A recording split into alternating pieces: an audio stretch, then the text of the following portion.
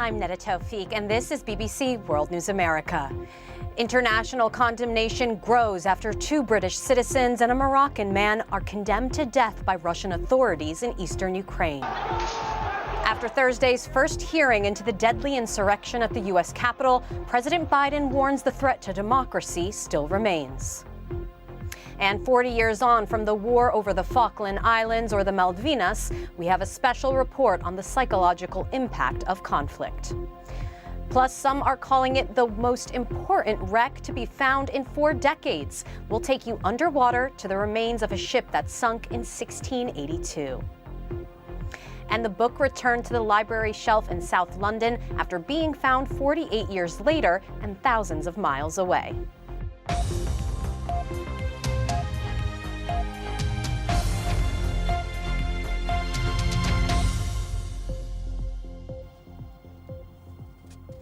Welcome to World News America on PBS and around the globe. We begin tonight in Ukraine, where international condemnation is growing after 2 British citizens and a Moroccan man were condemned to death by Russian authorities in eastern Ukraine.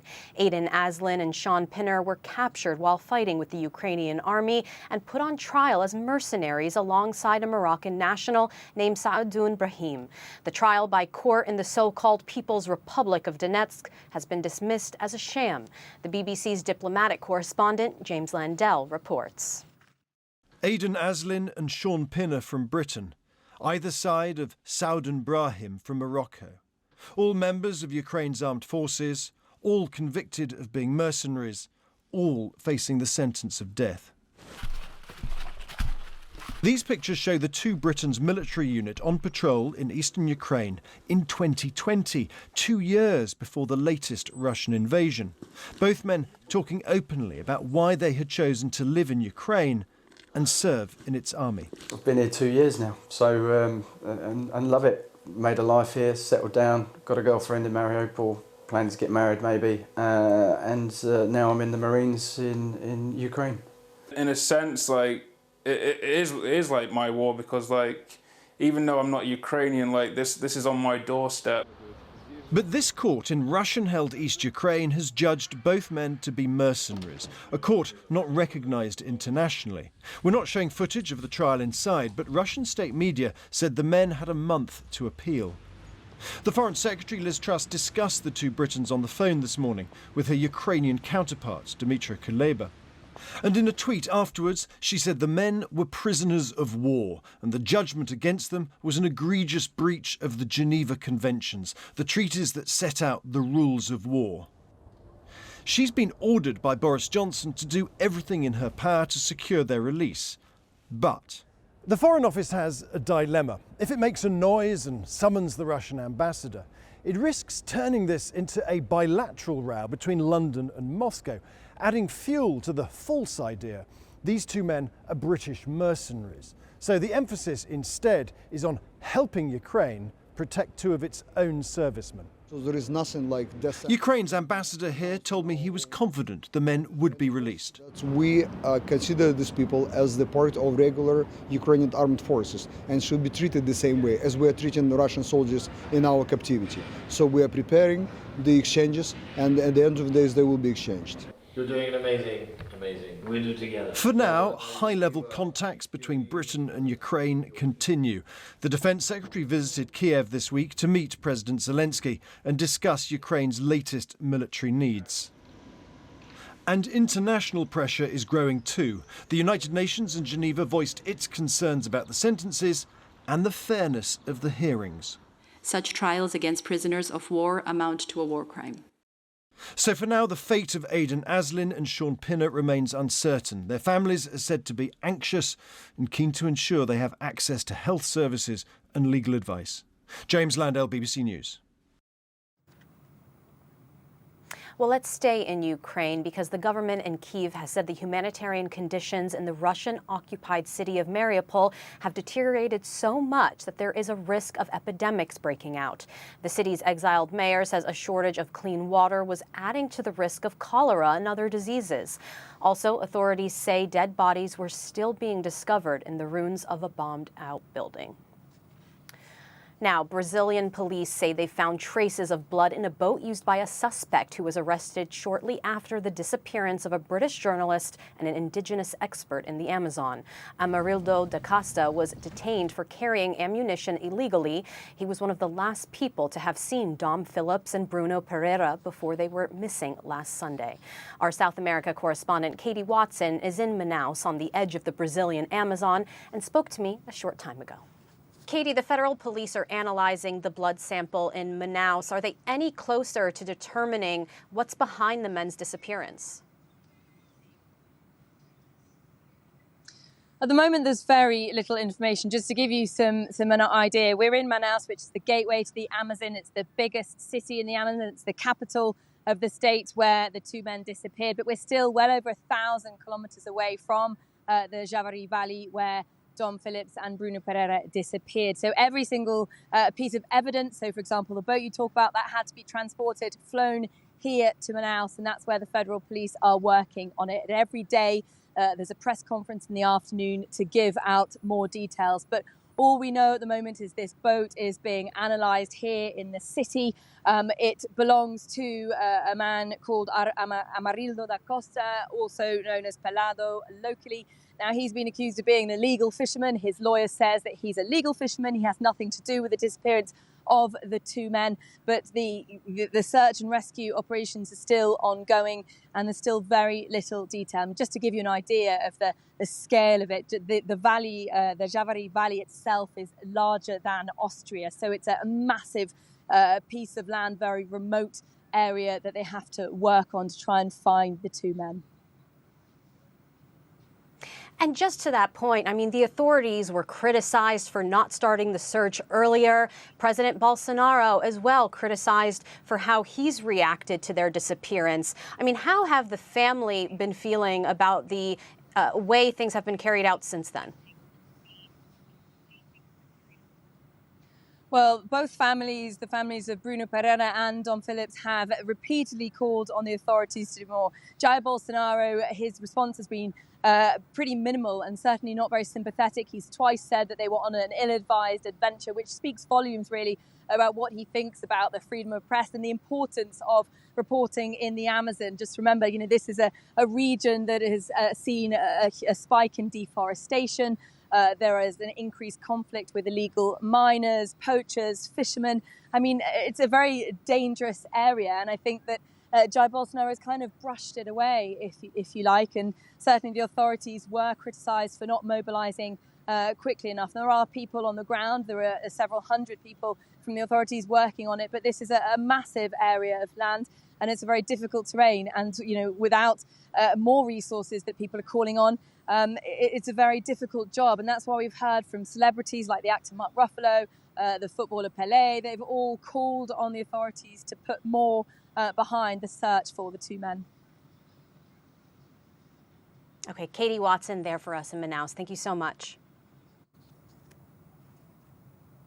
Now, President Biden has warned that the forces behind the deadly insurrection at the U.S. Capitol last year remain a threat to America's democracy. His remarks came in the wake of an explosive congressional hearing that blamed the former President Donald Trump for an attempted coup, which sparked the violence at the Capitol in January last year. The BBC's North America editor, Sarah Smith, reports. We have a breach of the Capitol. Never before seen footage of rioters storming the Capitol was designed to shock. Because you'll never take back our country with weakness. You have to show strength and you have to be strong.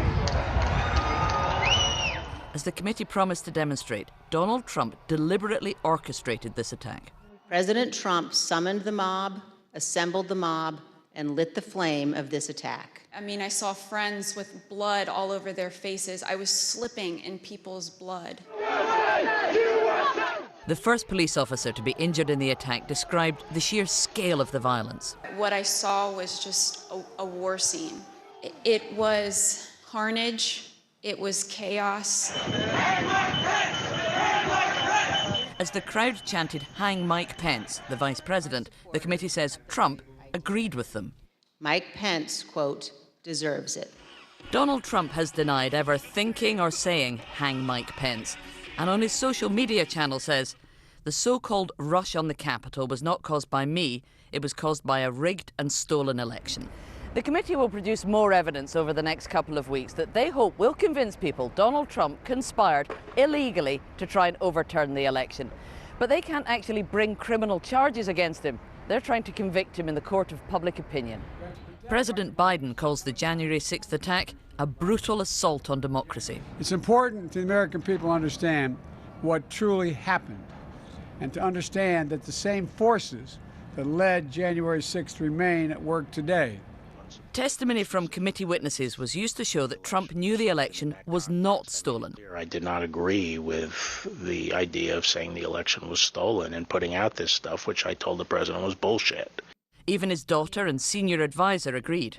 I respect Attorney General Barr, so I accepted what he was saying. Night. It is an historic evening. The primetime broadcast commanded attention. It shows Donald Trump at the center of a violent plot to But it may not convince an audience who have largely made up their minds about who's to blame for the Capitol attack. Trump-supporting TV channels like Fox refuse to air the hearing live. The whole thing is insulting. In fact, it's deranged, and we're not playing along. 5 more hearings will provide more detail about what committee members say amounts to an attempted coup in America. Sarah Smith, BBC News, Washington. 40 years ago this week, the war over the Falkland Islands, also known as the Malvinas to the Argentinians, ended with the liberation of the capital, Port Stanley. But at what cost? As well as the lives lost and the life-changing injuries suffered, some went on to develop symptoms of what would eventually be recognized as post-traumatic stress disorder, including flashbacks, violence, and heavy drinking. Our special correspondent, Alan Little, reports on how the conflict helped us understand more about the effects war can have on the people who fight in them. Couldn't see my kids because I was a bit of a loose cannon, really. I wasn't a nice person in them days. And everything was taken away, you know, and that's hard. Go on. Go on. When Paul Bromwell came home from the Falklands, his life fell apart. For years he drank, he couldn't sleep, he was violent. When he realised others were also struggling, he founded Valley Veterans. I started helping other people, and that's what I've done ever since. And that's where I started to mend myself as well. I started getting involved with the horses. That was massive for me because I found something that I could channel my mind into, you know, and the horse will give you so much. I sit in a corner and just listen to them munching the hay, and that chills me out. But also at the same time, I got the guys up here. We're all like-minded, we're out in the air, not hurting anybody, and we're trying to build something positive, you know, and the guys and the conversations we've had in our little room in there, amazing. This is the Erskine Veterans Village near Glasgow. It's home to hundreds of former servicemen and women. For them, 40 years is the blink of an eye, and they commemorate the experience still. After the Falklands, a long, slow evolution began in the way we think about war trauma. But back then, the stigma it carried caused many to suffer in silent shame. I think it goes back to a long-standing view. But if you stay ill, then it's really a question of character. There's something wrong with you, and it's a weakness, it's a character flaw. That was a very common view in the mid-20th century, and you still see that was echoes of that in the 80s, 90s. It's very unusual to find that now, and I would actually say rather the opposite now. I think the military have had massive changes.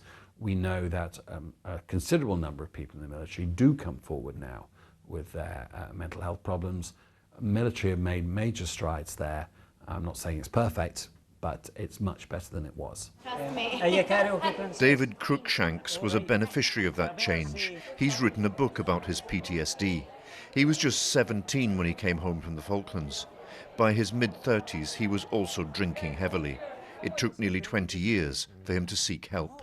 I knew there was something going on. I didn't know what it was called. I didn't know how to explain it. I didn't want to tell anybody about it. I wanted to mask it. You knew something was wrong, but you didn't really want to admit it.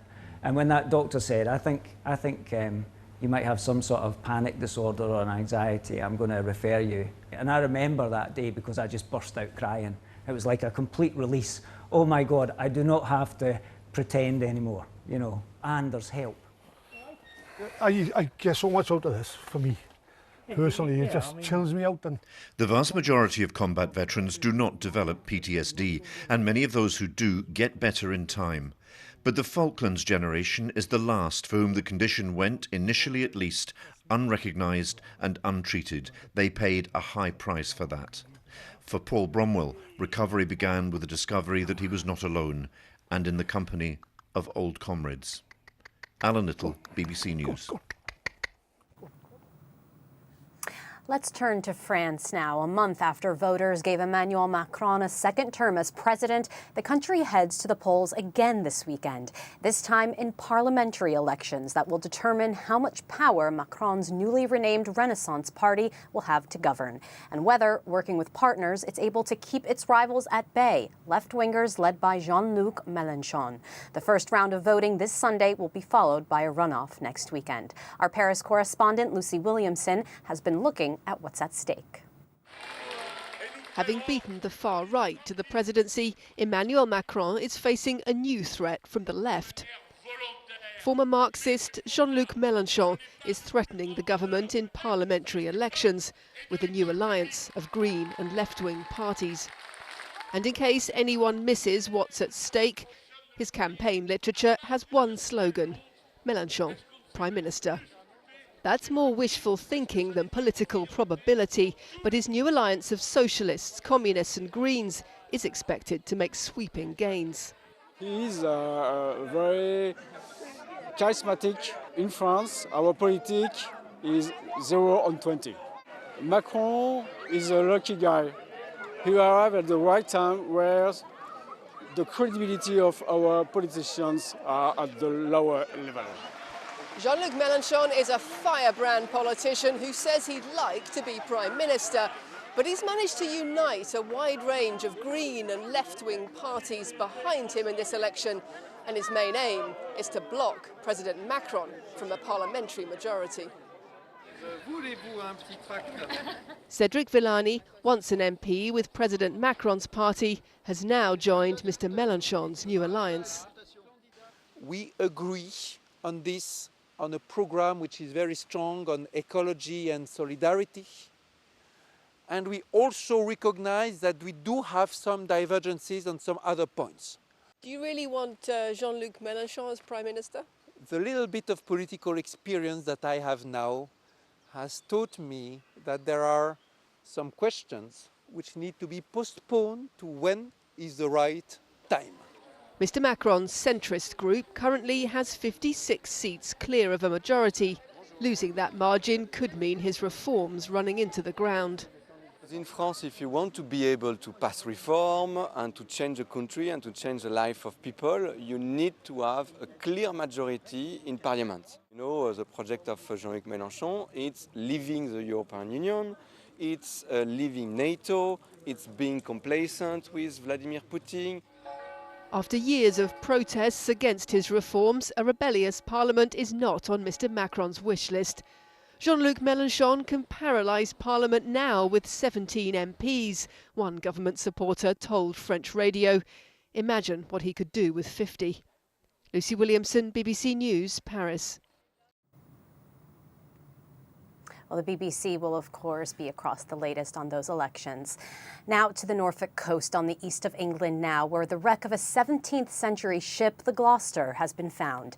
Experts say it's the most important maritime discovery for the last 40 years. The ship ran aground on a sandbank and faced strong winds, causing it to sink in 1682. Its location has been a mystery until it was discovered by divers after a 4-year search. The BBC's Joe Black is in the town of Great Yarmouth, near where the discovery was made.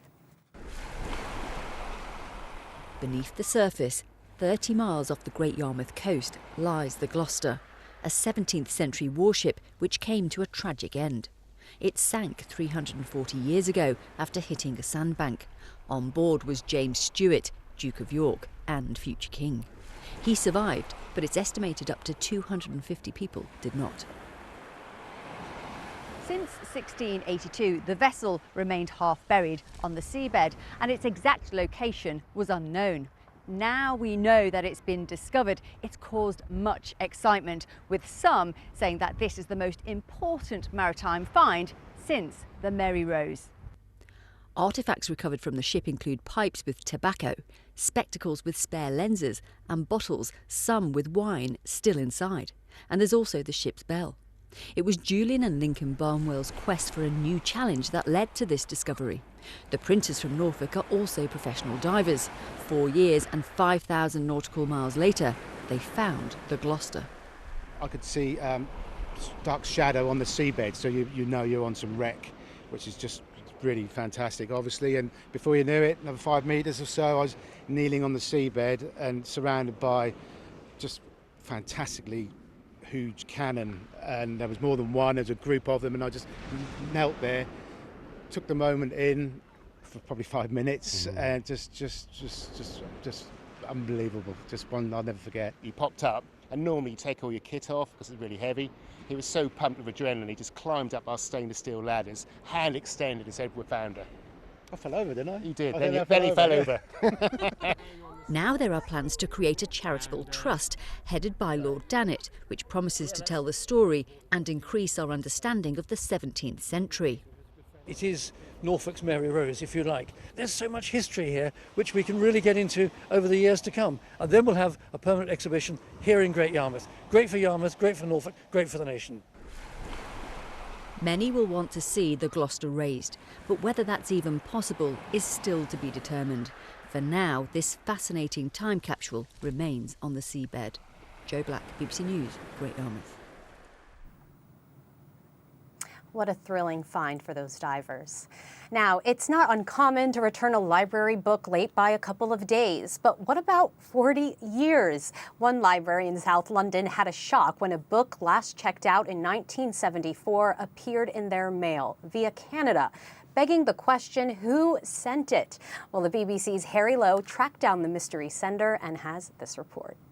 So how did the story come to pass? Well, basically what happened was we just got a package in the mail one Monday morning, and one of my colleagues opened it up and went, "Oh, look, somebody sent a book back to us." And then It's not every day that books are returned from outside of this South London borough, even rarer that they travel across oceans. So imagine the surprise for staff at Tooting Library when this novel arrived from Canada, 48 years and 107 days overdue. A Confederate general from Big Sur reportedly sold less than 1,000 copies when published in the 1960s, and the author has long since died. But the book was taken out so long ago, librarians didn't even notice it was missing. we don't have a record of this loan going out because it manages to predate our computer system. Normally we would have records of everything that comes in and goes out, but no, in this case it's literally too old even for that. You may think this story is too good to be true. The borough would have racked up a fine for this book of more than £6,000. However, Wandsworth Libraries has agreed to waive the charge on this occasion, much to the sender's relief. The book arrived without a note inside, but the BBC tracked down the mystery sender using the postmark on the envelope to the town of Port Moody near Vancouver, population 35,000, where we found retired Judge Tony, who lived in Tooting in his 20s. Originally, I was going to put a note in there, but I completely forgot. And when I went to mail it, I realized I hadn't put the note in, but by then I couldn't be bothered. I wanted to get this thing going. So I just sent it. And I must admit, when I sent it, I thought, if they have a good sense of humor, they'll get a chuckle out of this. If not, at least they get the book back. As this chapter comes to a close, Tony has a message for the library staff. Well, I just want to apologize for taking this amount of time to return it. And I hope the people who are on the hold list waiting for it to come in are not too angry at me. It's now back in the library, and the guy who put in the request in 1977 to read this book can finally be contacted, and he can get it if he's still alive. I'm just glad I'm glad to see that he's doing well. I'm glad he enjoyed the book, and it's actually really nice to hear from the person that took it. Nearly half a century later, it's safe to say some stories still have a fairy tale ending. Harry Lowe, BBC News, London. Tony really embracing the better late than never there. Well, thank you so much for watching BBC World News America. I'm Tawfik. Have a lovely weekend, and remember, you can catch all of the day's news on our website. Thanks so much.